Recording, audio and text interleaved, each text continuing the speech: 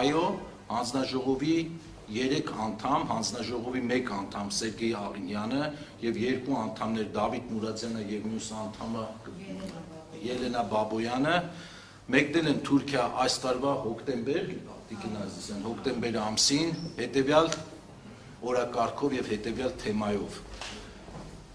Հայաստանի Հանրապետությունը 99 թվականից հանդիսանում է էներգետիկ կարգավորողների տարածաշրջանային ասոցիացիայի ոչ միայն անդամ, այլ նաև հիմնադիր անդամ 99 թվականից այս ասոցիացիան ստեղծվել է 1999 թվականին եւ Հայաստան ստեղծման օրվանից հանդիսանում է այդ ասոցիացիայի հիմնադիր անդամ ասոցիացիայում ընդգրկված են աշխարհի 47 երկրներ եւ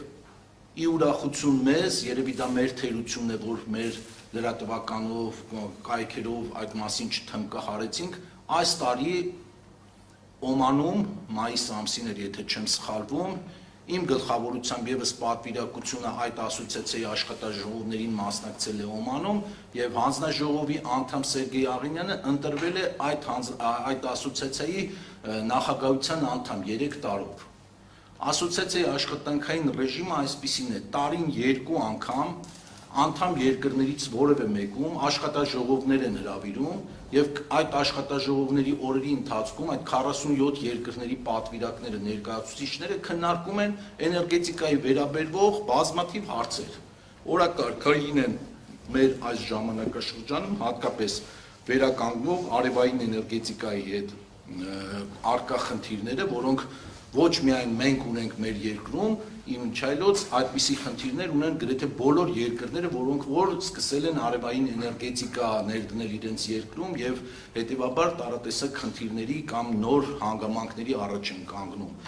Ինչպես նաեւ շուկայի ազատականացման վերաբերյալ օրակարգային խնդիրներ ունենք, հիմնականում վերջի այցելության ժամանակ Թուրքիայում այս խնդիրներն են շոշափվել եւ հետեւաբար Խոսել այդ մասին, իլուր աշխարհի